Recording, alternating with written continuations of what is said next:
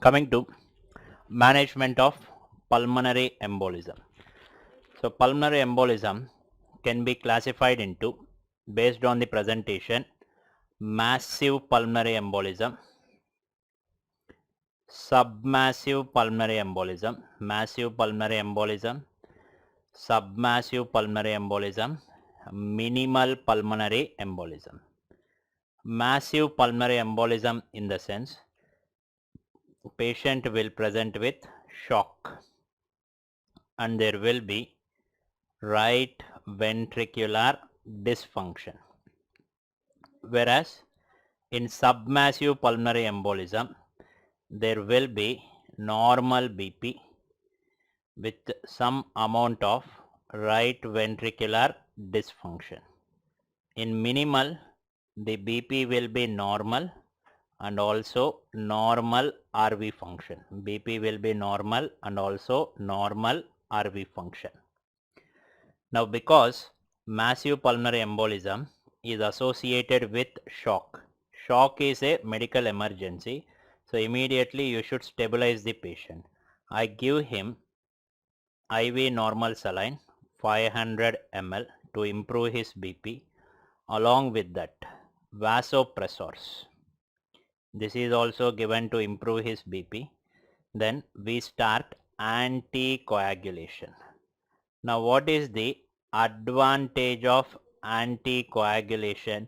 So these anticoagulants will decrease the progression of thrombus and also the chances of rethrombosis. It will make sure the thrombus is not extending and the chances of rethrombosis it will prevent. When they ask you what is the definitive treatment, this patient is with shock, and there is a big thrombus occluding pulmonary circulation. Definitive treatment is bringing the perfusion back to that vessel.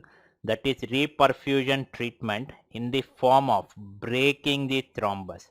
That is thrombolysis. If thrombolysis is not possible, next option will be surgical embolectomy. Now in submassive cases, we are going to start anticoagulation first. If patient improving with anticoagulation, that is sufficient. If patient develops hemodynamic compromise,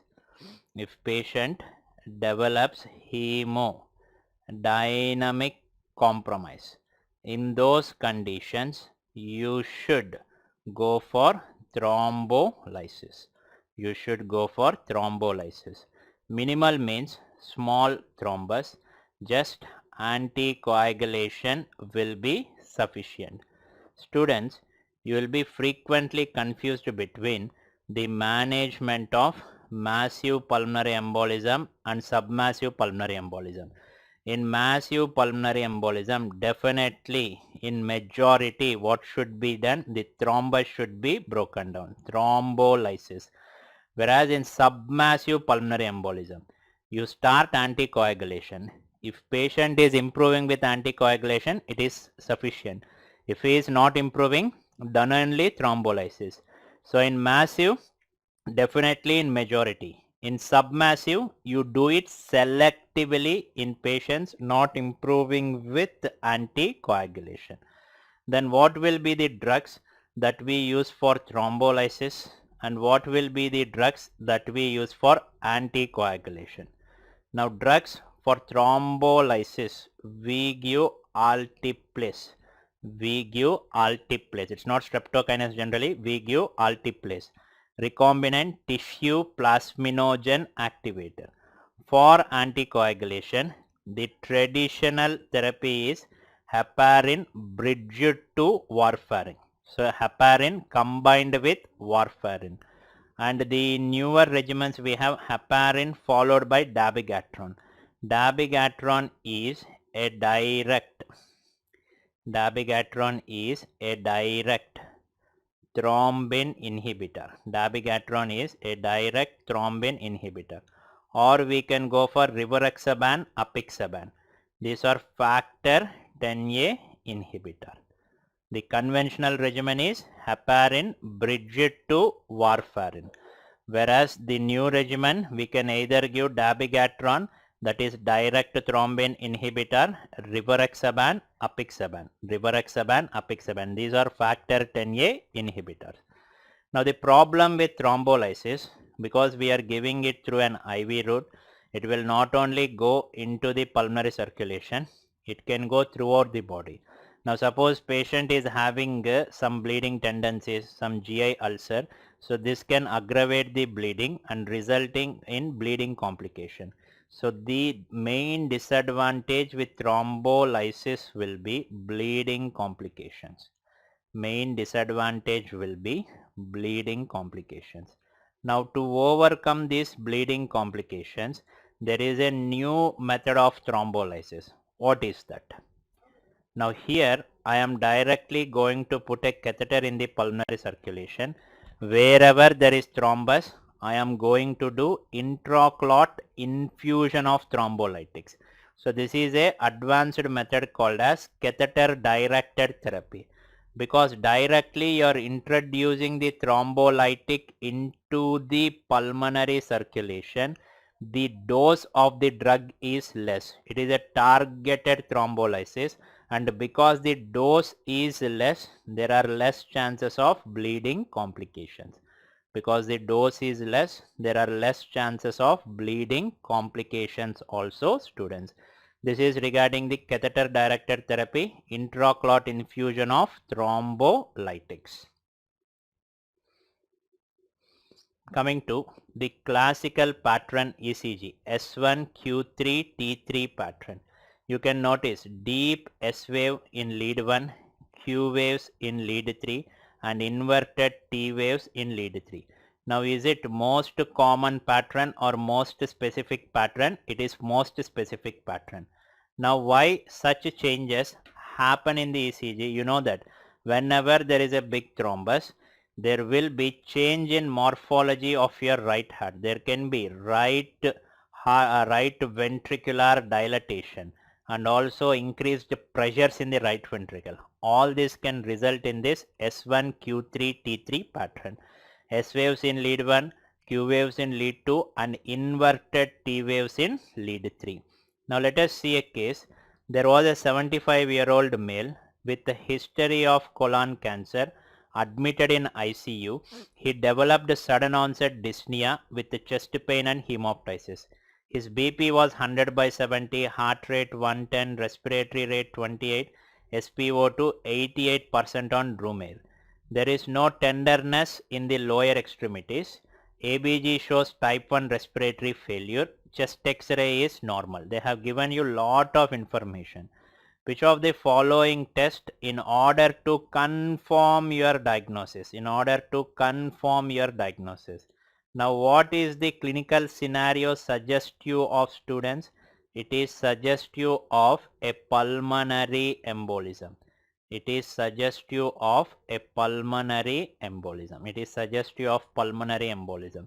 For pulmonary embolism, how will you confirm the diagnosis?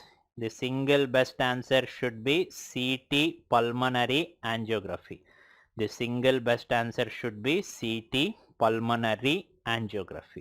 Now this was a real case that I have seen.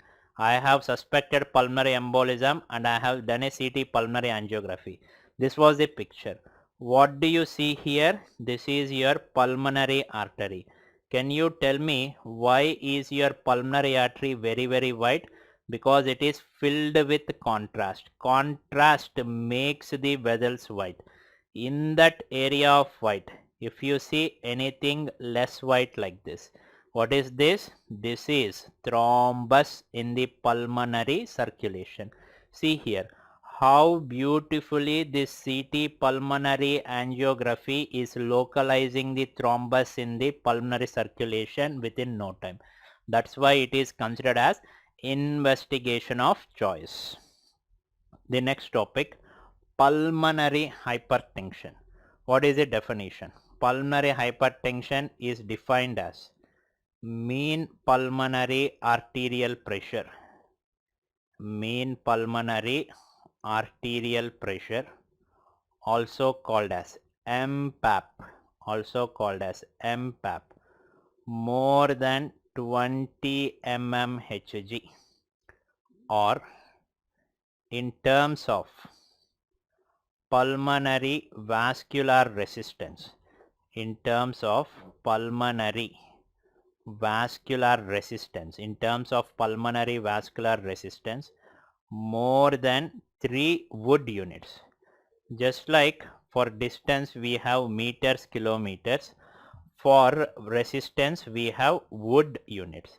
Mean pulmonary arterial pressure more than 20 mmHg, or pulmonary vascular resistance more than 3 Wood units is the standard definition. Now some one-liners. What is the initial method of assessment? Your answer should be echocardiography. Echocardiography is considered as initial method of assessment. What is the most accurate method? For measuring a pressure in the vessel, most accurate is always putting a catheter. Pulmonary artery catheterization is the most accurate method for measurement of pressure. Whenever there is some issue in the pulmonary circulation, gas exchange will not happen properly. This results in a most common symptom called as shortness of breath. Echocardiography is the initial method of assessment.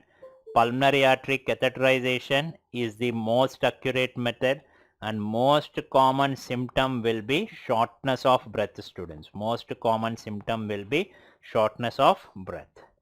Now for pulmonary hypertension, WHO has given a classification.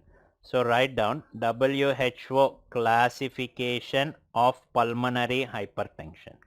This classification is based on mechanism. Based on mechanism, pulmonary hypertension is classified into 5 groups. Let us see the important groups, students. Let us see important groups. We have group 1. Group 1 is due to direct involvement of pulmonary artery. Group 1 happens because of direct involvement of pulmonary artery. It can be either due to a genetic cause. It can be either due to genetic cause. It can be due to connective tissue disorder. CTD means connective tissue disorder. Or it can be due to some drugs or toxins. It can be due to some drugs or toxins. Genetic causes, mostly it is due to mutation. It is due to mutation in a gene called as BMPR2 gene. Because of mutation in this gene, there will be increased smooth muscle proliferation. There will be increased smooth muscle proliferation within vessel. There will be increased smooth muscle proliferation within vessel. Because excess smooth muscle is getting proliferated in the vessel can get narrowed. That will result in increased pulmonary arterial pressures. And this type of pulmonary arterial hypertension is generally seen more in young females. It is seen in more in young females. Then coming to connective tissue disorders. Connective tissue disorders such as scleroderma, rheumatoid arthritis and SLE, as a part of systemic involvement, they can directly involve the pulmonary artery, resulting in pulmonary hypertension. What will be the most common CTD responsible? Your answer should be scleroderma. Most common CTD responsible is scleroderma. Other connective tissue disorders such as rheumatoid arthritis, SLE can also cause. but most common CTD will be scleroderma. Drugs or toxins. Drugs such as fenfluramine. Toxins such as toxic rapeseed oil. This drug and this toxin can directly involve the pulmonary circulation. It can directly involve the pulmonary circulation and it can result in pulmonary hypertension. This is group 1. Now coming to group 2 pulmonary hypertension. Group 2. This group 2 is due to left heart disease. This is due to left heart disease. We know that left heart disease can cause pulmonary hypertension. What is the mechanism? I have discussed. Because of left heart disease, there will be increased back pressure. Because of this increased back pressure, there will be increased left atrial pressure that will result in, because of back pressure, because of some left heart disease, there will be increased left atrial pressure that will result in increased pulmonary venous pressure. Increased pulmonary venous pressure that can result in increased pulmonary capillary pressure. Increased pulmonary capillary pressure that can result in increased pulmonary arterial pressure. Increased pulmonary arterial pressure. And point to remember here is, students, this is due to left heart disease. Because there is pulmonary hypertension, there will be elevated MPAP. Along with that, because it is due to left heart disease, there is increased left atrial pressure. What else will be elevated? PCWP will also be elevated. There will be increased MPAP and increased PCWP. There will be increased MPAP and increased PCWP. And moreover, this group 2 is considered as most common group responsible for pulmonary hypertension. Now we know that WHO has given a classification based on the mechanism.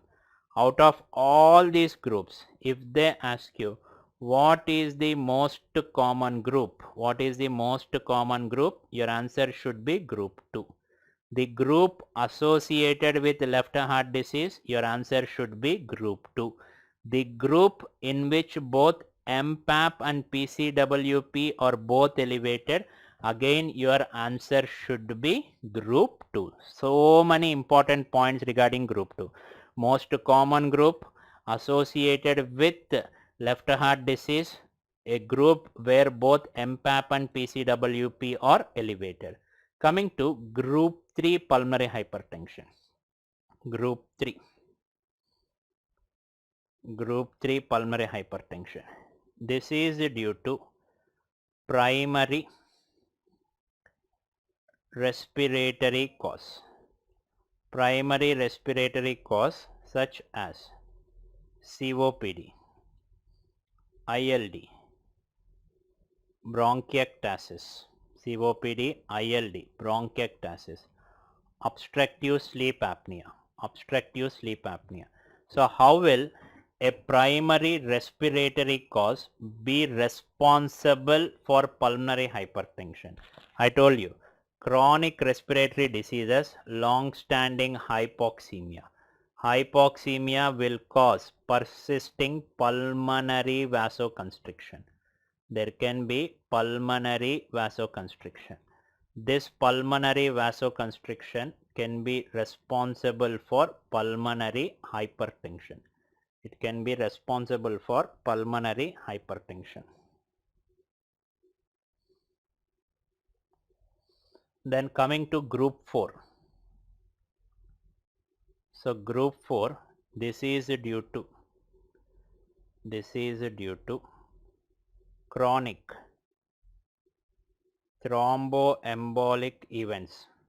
This is due to chronic thromboembolic events. in pulmonary circulation. Group 4, it is due to chronic thromboembolic event in pulmonary circulation. Then group 5, this is considered as miscellaneous group or group with unclear mechanism. We don't know why exactly it is happening. What are the diseases? Rare diseases such as sarcoidosis, sickle cell disease, and rare diseases such as Langerhans histiocytosis, lymphangioleiomyomatosis. LCH is Langerhans histiocytosis, lymphangioleiomyomatosis. So these two diseases also cause pneumothorax. When we discuss pneumothorax, I'll tell you about these diseases. Coming to group 3, it is due to primary respiratory cause. How will a primary respiratory disease be responsible? Hypoxemia, pulmonary vasoconstriction, pulmonary hypertension. Group 4, due to chronic thromboembolic events in pulmonary circulation. Group 5, miscellaneous group or unclear mechanism such as sarcoidosis, sickle cell disease, Langerhans histiocytosis and lymphangioleiomyomatosis. Apart from this, there is another classification for pulmonary hypertension. It is hemodynamic classification for cardiac origin.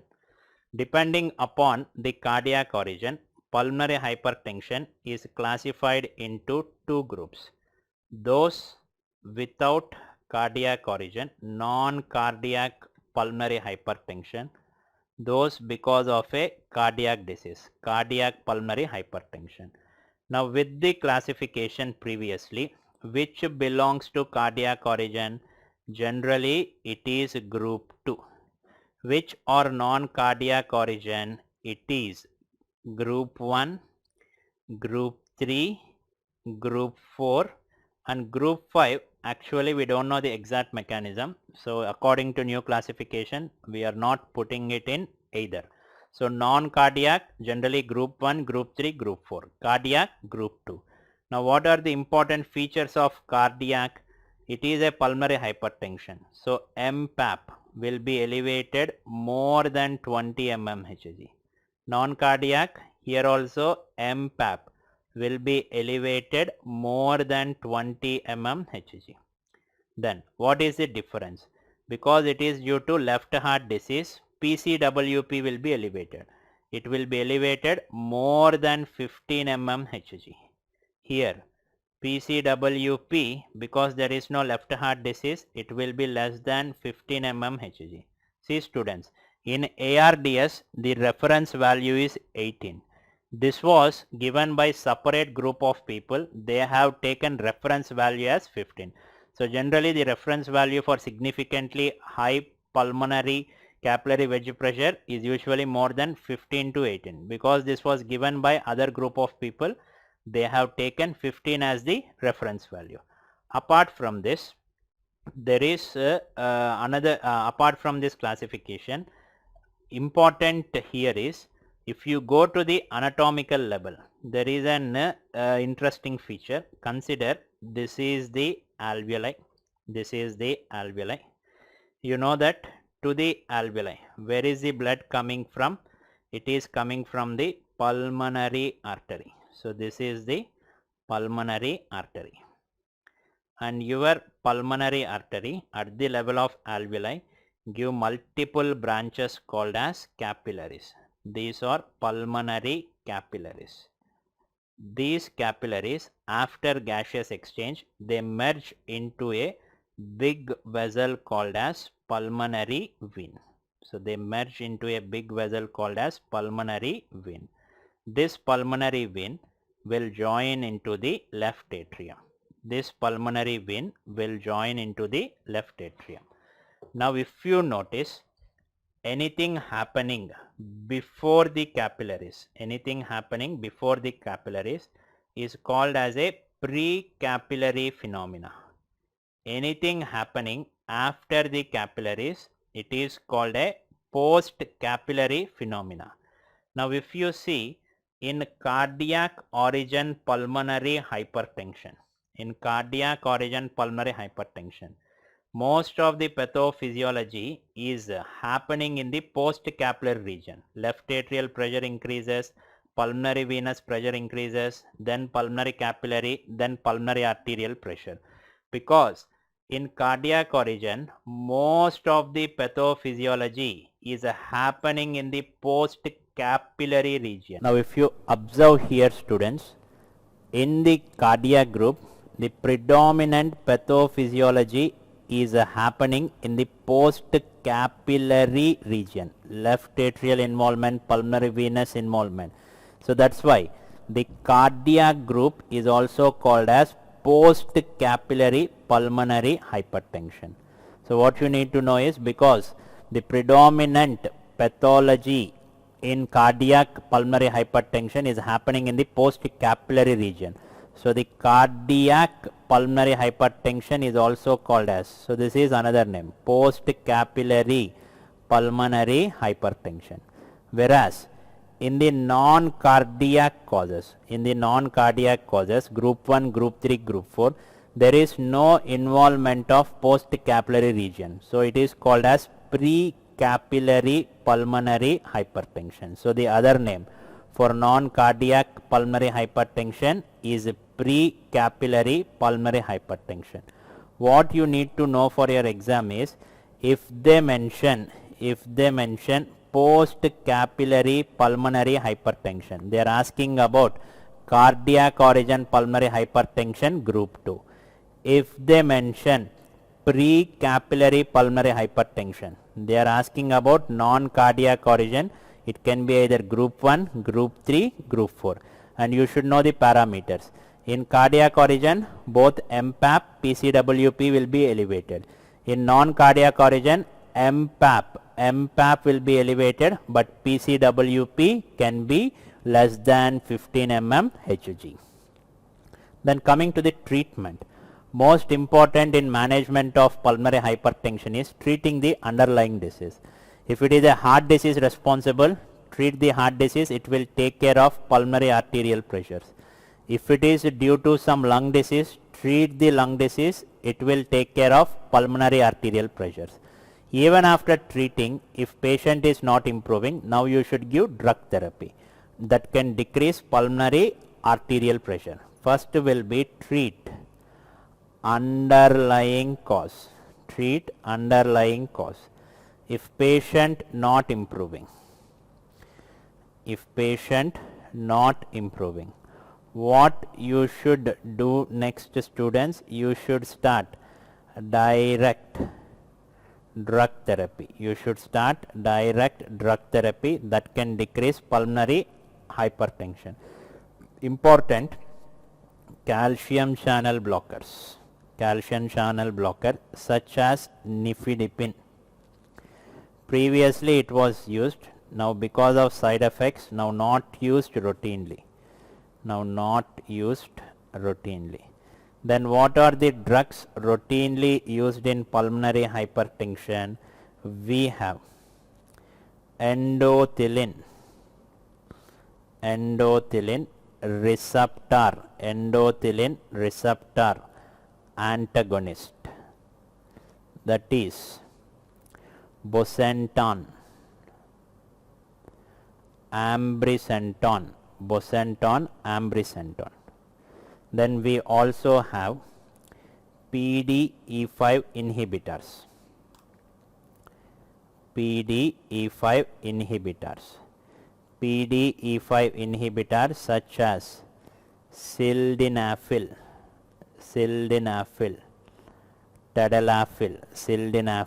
tadalafil. Apart from this, we also have prostacyclins such as iloprost. This iloprost is available as inhaled form. Then there is ipoprostinol. This is available as IV form. whereas majority of medications are tablets. Prostacyclins such as iloprost, ipoprostenol exceptions, available as inhaled form, IV form. Then there is also prostacyclin agonist such as selexipag. This is available again as a tablet, selexipag. Then a new group, guanyl cyclase stimulator, that is Riosugat. These are various drugs helpful in management of pulmonary hypertension. Then how do you prescribe these drugs? Write down drug regimen for pulmonary hypertension. Initially when the patient reaches to us, we nowadays start with combination of endothelin receptor antagonist with PDE5 inhibitor.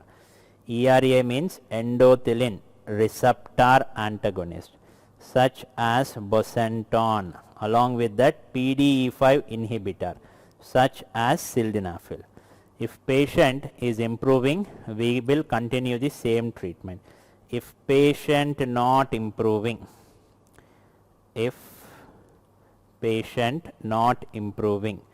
we add a third drug. We can add prostacyclin. Initially we can try with selexipag tablets, then we can go for iloprost or ipoprostenol. But in the question, if they mention drug of choice in emergency situation, whenever there is an emergency situation due to pulmonary hypertension, in emergencies, which will work better, tablet or injection? Injection. What is available in injectable form? Ipoprostenol. Drug of choice in emergency situation will be ipoprostenol. Drug of choice in emergency situation will be ipoprostenol. This will be the drug regimen, and these are the various drugs that we are using in management of pulmonary hypertension. Initially it is combination of ERA plus PDE5 inhibitor. If patient is not improving, we add prostacyclin. Drug of choice in emergency situation, it will be intravenous ipoprostenol.